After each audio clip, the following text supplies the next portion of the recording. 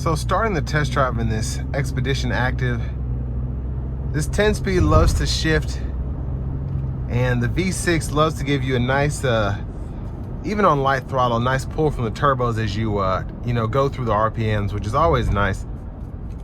But it's just, it's a very big vehicle, but it doesn't drive that big because of how strong the engine is and because of how the transmission shifts.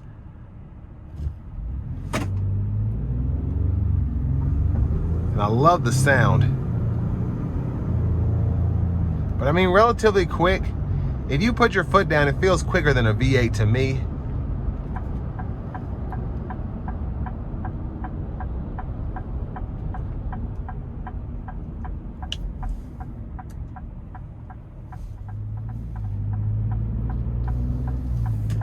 So we are in eco mode now. I had it in normal before. The eco mode, you can kind of tell that the vehicle is trying to restrict you from unleashing more power. But I mean, other than that, it's pretty good at getting up to speed. You could probably drive in this most of the time, but it's meant to be more of a highway assist to maximize your fuel economy on the interstates.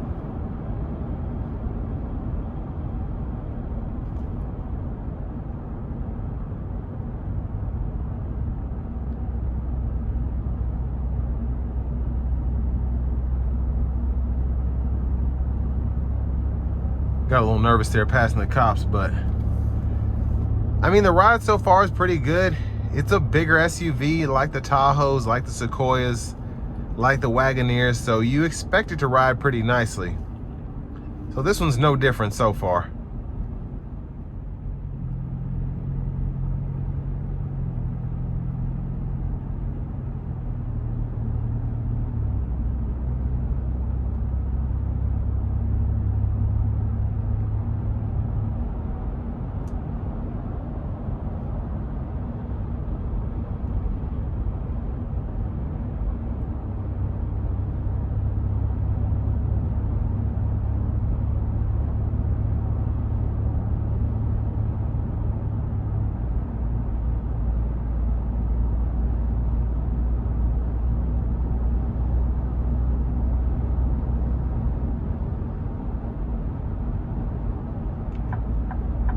Now, I haven't been saying much. It's just been a pretty comfortable, pretty quiet ride.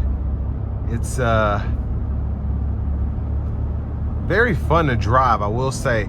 You can give it kind of a little bit of throttle without shifting, and you can feel the turbos kind of put in more work. You can feel that air working a bit more, and that's always fun for me, at least.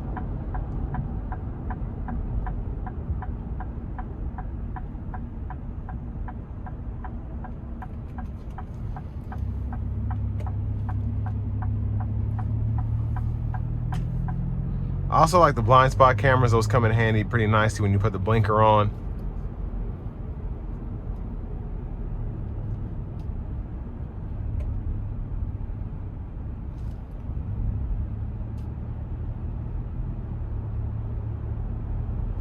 But I mean, not really much going on. This just goes to show how nicely this does in city traffic, stop and go.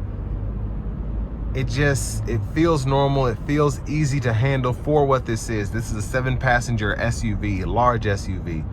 So the fact that it's not really making me struggle, it's not making me do too much, is always good. That's what you want out of a vehicle like this. Most people in this segment that have to drive these on a regular basis don't want something that feels like a boat.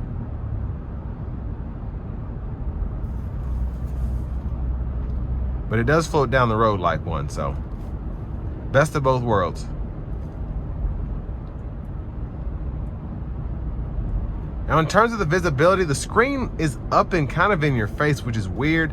It doesn't bother me because basically when I look over it, I can see that it's almost only taking up the space that the hood would take up anyway when I look across there, but it still can be a distraction. Now, the good thing is your speedometer is up there. Everything that you need is up there in terms of your gauges, so it does allow you to kind of still stay focused on the road. Even if I'm having to do like this to see the speed, I can still see what's in front of me. But it is there, and it's present.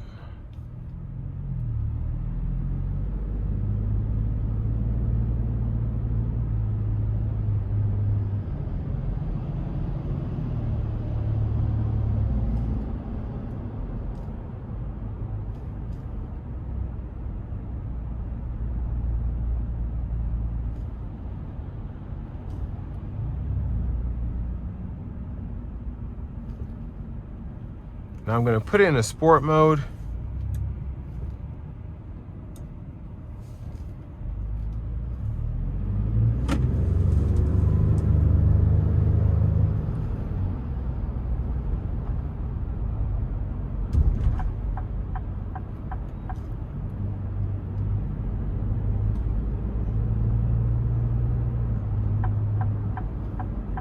We're gonna give ourselves a little bit of space. No one's behind me, so this will be a good pull.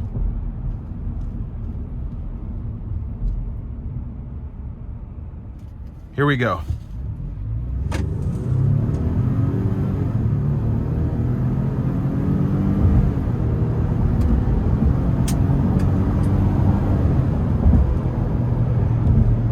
mean, it got up to speed. It was getting it.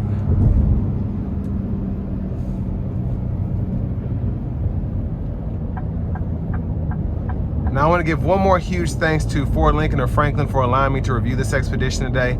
I'll leave a link below in the description. If you're looking to find the best price on one of these closer to home, click that second link down below. It takes just a minute to fill out your info, and I'll make sure the local dealers are fighting to get you the best price on this or whatever new vehicle you might be interested in. Now I have the hands-free driving on. You get that, I think, a year trial period with the Blue Cruise. And Blue Cruise is pretty solid. It's a top 3 for me in terms of the self-driving, the driver assist systems that are available from manufacturers. It's pretty much between Blue Cruise, Super Cruise from GM, and Tesla's full self-driving. And it really depends on what you're wanting out of a vehicle. I like Ford's better just because, first of all, I have a Mach-E and I'm used to it, but second of all, it doesn't try to do too much in my opinion. I feel like Super Cruise is the best in terms of just if you use the features a lot, but it's harder to use it in the city. Here, I feel like with the Blue Cruise and the Co-Pilot, it's easier to use this on roadways that might not necessarily offer that with Super Cruise. And the full self-driving from Tesla can just be a bit much for me, and it can just feel like you're having to learn how to use a Mac if you've been doing Windows your whole life. So it's just kind of, that's how I feel about it. But in terms of the vehicle itself, it's fun to drive, it's quick, has a lot of features. I love the wheels on this one in particular, and it's just it's very practical for a large SUV. You're not dealing with the 6.2 V8 that you get in an Escalade, a Yukon, and those have a tendency to, you know, have their issues, but you're having 2 less cylinders with something that feels at least as quick, if not quicker, in my opinion. And it's just under 80 grand, feels about right. So all that being said, this will bring me to the end of my review of this 2026 Ford Expedition active with 4-wheel drive.